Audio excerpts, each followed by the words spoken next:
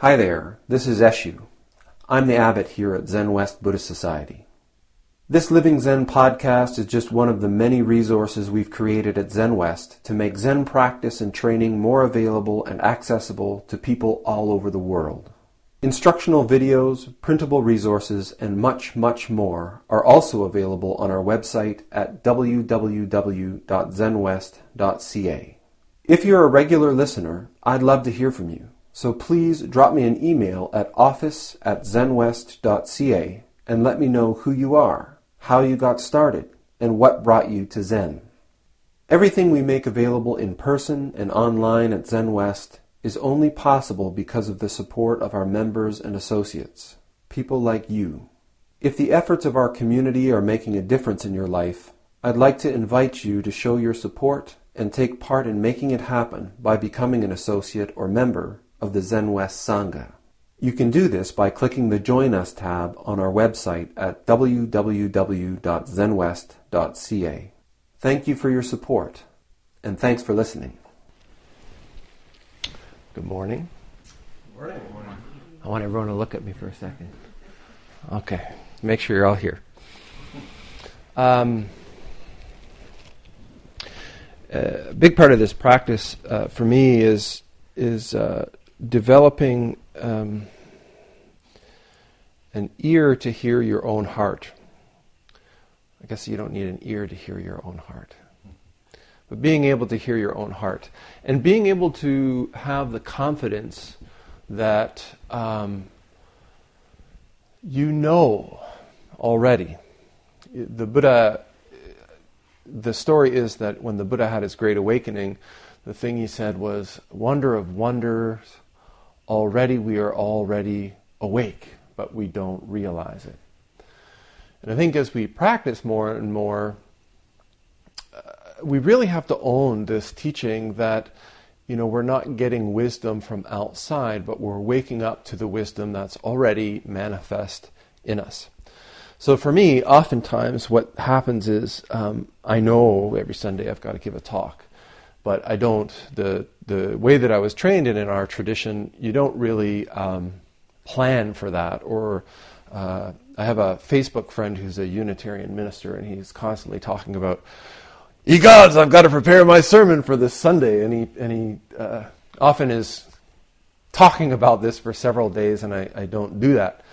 So what ends up happening is that people start showing up, and I start to go, I still have no idea what I'm going to talk about. So coming up to sit this morning, but the practice for me is to come into the Zendo with the confidence that it will come together and that I'll have the internal resources to sort of pull it off. Sometimes it works and sometimes it doesn't so much. So this morning, sitting with the things that come up and the things that I want to avoid and the things that I want to dive into, something came together. And we'll see how it goes. It's a mixture of things that I really enjoy talking about and things I don't want to talk about. And as always with these talks, I kind of have a cliff. A diving board kind of presents itself, and I kind of have to jump off and see what shakes loose. So today, the 10th of January in the Rinzai tradition is Rinzai Ki, which is the memorial of the death of Master Rinzai, who is the sort of, he's the person who our particular lineage of Zen is named after. Linji Yishuan was his name in Chinese. And generally the tone, the way that he conducted his practice was the reason that the sort of branch became very vital. He's famous for lots of shouting, and I try to keep that tradition alive. He's also famous for being quite blunt. And one of the mistakes that's often made, I think, when people come to Zen is that thinking is conflating that sort of bluntness with kind of meanness or cruelty. And when you've studied Rinzai Zen for a while, and I've heard more than one old teacher talk about Rinzai this way, they refer to him as Grandmother Rinzai. And the perspective, even in the text, he's referred to as grandmother, because his bluntness is more like the grandmother who realizes she hasn't really got that long to live, so she's not going to mince words or be necessarily nice. She's going to give you the straight goods. If you speak inappropriately, she's going to slap you. Not because she's mean or because she's trying to dominate you, but because she loves you and she doesn't want you to waste time either. And so this is how, as you study and practice, or at least I can say as I've studied and practiced Rinzai Zen, how I've come to see this style. And that's important, and it's something that I want to impress on you all, because you're all a part of this Rinzai tradition and Rinzai family. Don't become a caricature of Rinzai. You've got to penetrate the heart of that decisiveness, that clarity, that vitality, and not just a mockery of it. So, wanted to read something from Rinzai Roku and talk about it. So, the idea of caricature and what's going on in the world today brought something else to mind. And I remember when I was a chaplain at the University of Victoria, I'd go into the bookstore often. And I remember going in one day, and there was like this rack of greeting cards of different sorts. And I remember that there was this whole section, and it was all pictures of Buddhas with flowers and temples and, you know, the footprint of the Buddha and all this kind of stuff. And I remember looking at it and going like, boy, Buddhism sure is enjoying sort of the light of day right now amidst all these other religious traditions. I thought, you know, I looked and I said, is there a Jesus rack? Is there a Mohammed rack? Is there a Jewish rack with stars? No, only Buddha. And I thought, oh, make hay is what actually struck in my head. Make hay while the sun is shining, because this will not last. So one of the things that I've been really seeing lately, and is all of this after the attacks in Paris, all of this sort of religious comparing and claim staking and all of this kind of stuff. My religion is better, and well, Christians are just as violent as Muslims, and look at and it's all, it just explodes, and thankfully I can say that recent history, for those of us who are too young to remember or too unexposed to know better, is showing that Buddhism's hands aren't clean. In Myanmar and in Sri Lanka, the Buddhist governments and the Buddhist monks are completely endorsing the persecution, murder, theft of property of people of all kinds in those places, mostly Muslims. But this is not the only place. Certainly the Japanese during World War II were happy to use Buddhism to their own nationalistic ends and justified all manner of atrocities to the people of China and beyond. Often every year reminded that the largest and most successful attack of the American military was conducted on Awakening Day. Jodo-e, December 8th. We know it as December 7th because it's across the date line, Pearl Harbor Day. And that was not an accident. It was launched to celebrate the Buddha's awakening. So what I'm reminded of is that no tradition, no words that we can speak are ever going to be clean. You can't say anything that someone can't pick up and use to justify whatever they want. And one of the things that's really been making itself really clear to me is, I'm on Facebook, and I see a lot of things. And I see a lot of, in good times when the news isn't so bad, which doesn't seem so much lately, you see a lot of great posters of, sunsets, snowy meadows and children, oceans. And they have beautiful sayings that have been said throughout time by various people. Things about love and compassion, kindness, and the universality of our humanness and common space. And then when something like this happens, I'm reminded of a quote that's attributed to the great philosopher Mike Tyson. And it actually originates with Evander Holyfield and was about Mike Tyson. But Mike Tyson is usually credited with it, and it's everybody has a plan until they get punched in the face. And that's kind of what I see going on, is that as human beings, we really have, I think, two opposing motivations.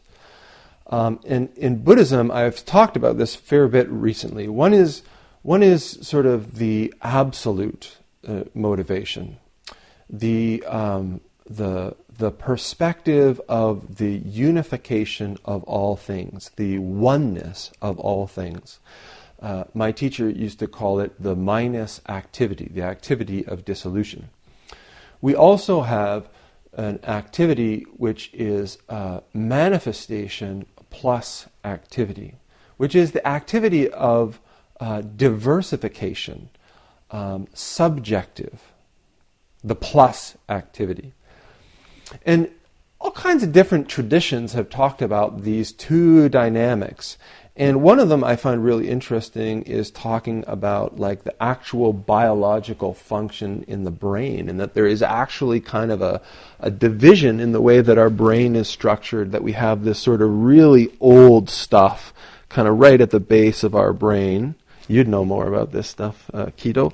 And we have this sort of more recently developed stuff that's sort of all up here.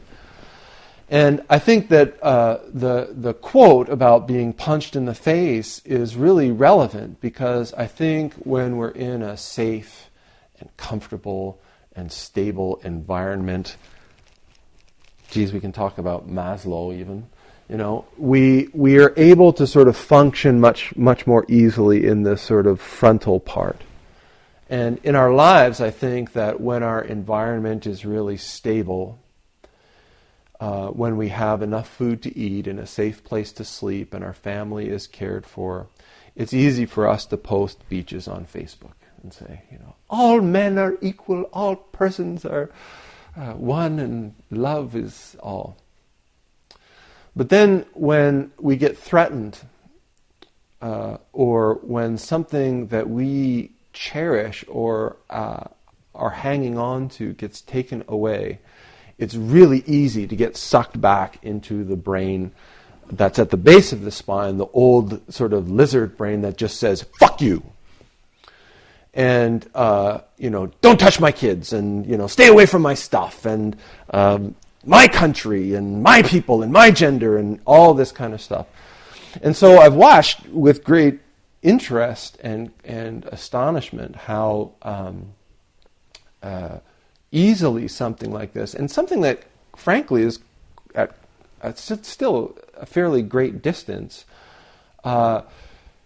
impacts people who seem to me to be very, they post a lot of beaches, let's say, and myself included, because I think that it's impossible to be connected to the world at the level that we are, to be able to see images and hear sounds and listen to people talk and read the things that people have said, without that going in and affecting us deeply. I think on the one hand, it's definitely an affirmation of this principle of interconnectedness. On the other hand, it's a real demonstration of our capacity to shut down, to separate, and to fixate.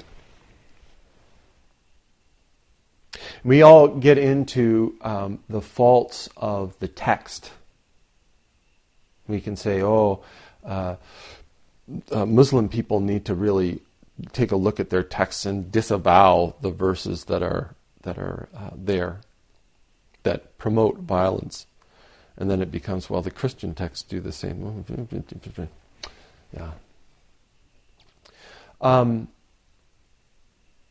But as I look at it as a Zen teacher, and as I look at what my responsibility is, again and again, it comes down to really investigating this thing that we call self.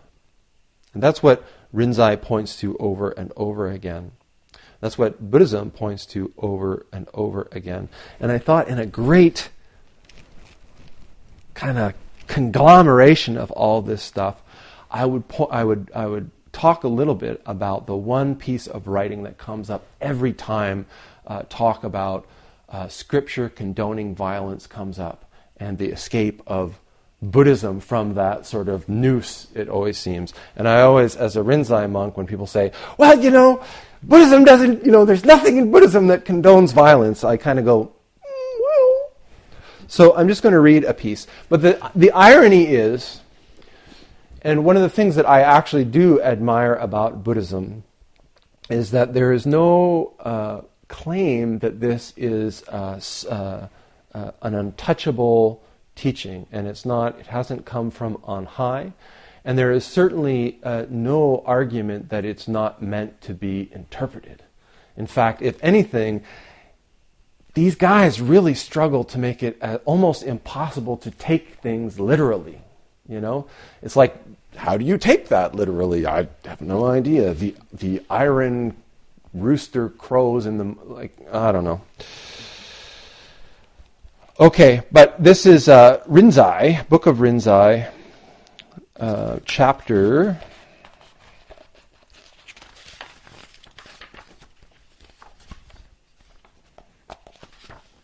I know the suspense. Chapter 19, section 3, about halfway through. Followers of the way, if you want to attain real understanding of Dharma as such, simply do not be deceived by others. Whether you are facing internally or externally, whatever you meet, kill it. If you meet a Buddha, kill the Buddha. If you meet a patriarch, kill the patriarch. If you meet an arhat, kill the arhat. If you meet your parents, kill your parents. If you meet your relatives, kill your relatives. Then you will attain emancipation. By not being bound by anything, you will pass through freely. Wow, if I was a fundamentalist preacher, I could really have a heyday with this.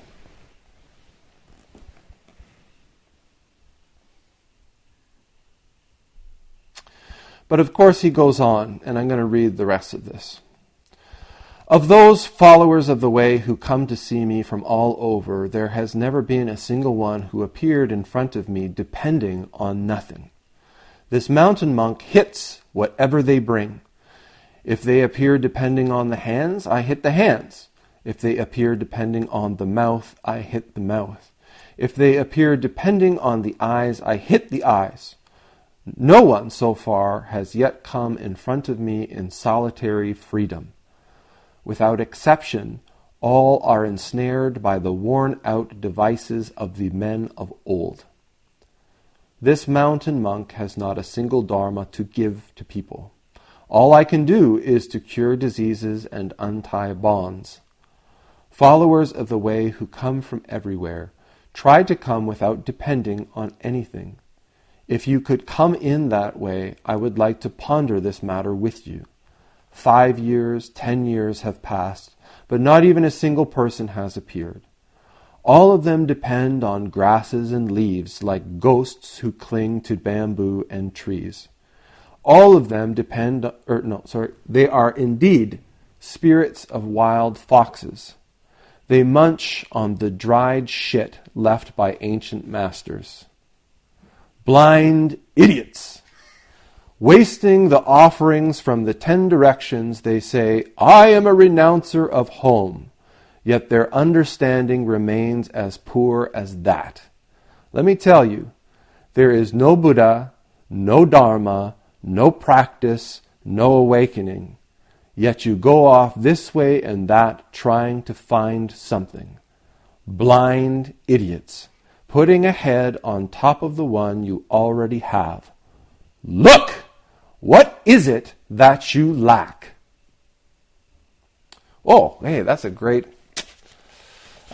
piece. But I think that you can all see what I'm talking about in the notion that if a Zen teacher really wanted to take the scripture, take this teaching, and use it to justify, you could really just pull those quotes out straight and have people running around killing their families because that's the path to emancipation.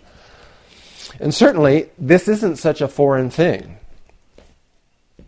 Joshu Sasaki Roshi, Edo Shimano Roshi. I guess I have to issue a trigger warning here because I'm going to talk about what went down in the room with Sasaki Roshi and in the environments of these Zen centers. People weren't being murdered, but women went into the interview room in good faith, thinking that they were meeting an authorized Zen teacher. They were meeting an authorized Zen teacher who was going to teach them the Dharma. And Joshu Sasaki Roshi would, with his female students, would use techniques like trying to grab the women students' breasts or reach under their kimonos to molest them, to grasp their genitals. And when they resisted, he would talk about the fixation of the self. He would say, oh, too much attach. Manifest unconditional love, no self, no other. Manifest zero with no body. But it gets worse than that, because some women and some people coming in confused, as many people are, having challenges in all kinds of aspects in their lives, placing themselves in a position of trust, being violated, being further confused, but knowing something was wrong, would go out of the room, would leave the room. Looking for help, they would go to staff, sometimes men, but often women, thinking, I can't trust a man with this. I need to go to a woman. Not realizing that those women who had become monks, Oshos themselves, had experienced the same thing over and over again. And had, being unable to see clearly, used tremendous resources, internal resources, to justify that behavior, to make sense of that behavior. And so these women, coming to other women for help, were told, oh yes, this is a legitimate teaching of the way. This is a very deep teaching about how to let go of the self. And I just want to state without any obfuscation, this is bullshit. This is abuse. This is, in some ways, I think, somebody taking up a verse of the Quran and using it as justification to put a bullet through somebody's head is less cruel than what we have seen done in modern days with the teachings of Zen and Buddhism. And when I read this particular verse of the Rinzai Roku, I feel like that use, this way of being, is a manifestation or a perfect demonstration of what Rinzai is talking about. We all set up gods. We all set up these things that are real and are holy and are special and are untouchable, that are really important, that are genuine, and we attach to them. Sometimes it's a book, sometimes it's a person, a teacher, sometimes it's a religious figure or religious image, sometimes it's a place, an environment, a sacred building or something like this. Sometimes it's our relationship partner. Sometimes it's our parents. Sometimes it's a coffee cup. One of the great powers, it seems, of humanity is to make things that are fundamentally transient into solid things in our mind. We invest in those things deeply, and any offense to that thing becomes a threat to ourselves, because we so strongly identify with those things that they become a part of how we define ourselves, our jobs, our homes, our families. And when we fixate on those things so strongly, when we invest and impute a solidity and a reality and a permanence into those things, we put ourselves into a position of defense.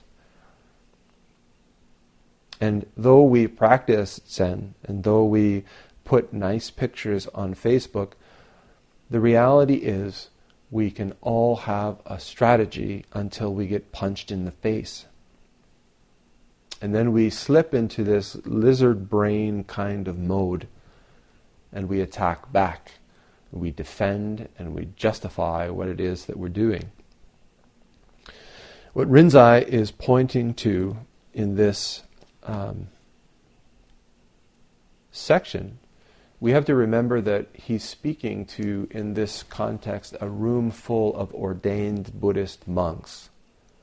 So when he starts talking about killing the Buddha, he's actually, according to the rules of Buddhism, as a Buddhist monk, he's actually committing a grievous sin to even suggest such a thing.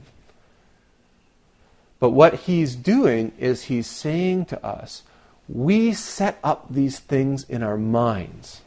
If you want to actually be free, if you're a Christian or a Muslim, you have to kill God. You have to kill Muhammad.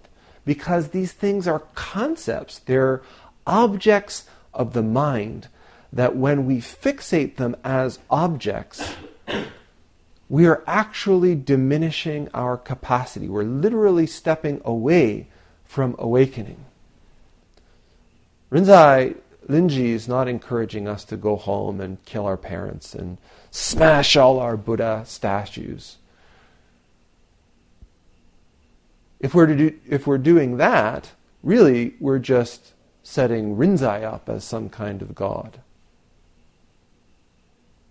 But what he's saying is to look Look internally, look externally, look at those structures that we've taken as being solid and real and truth, absolute, unconditional, righteous, perfect, pure. Look at them really and recognize them for what they are. Transient, impermanent, subjective.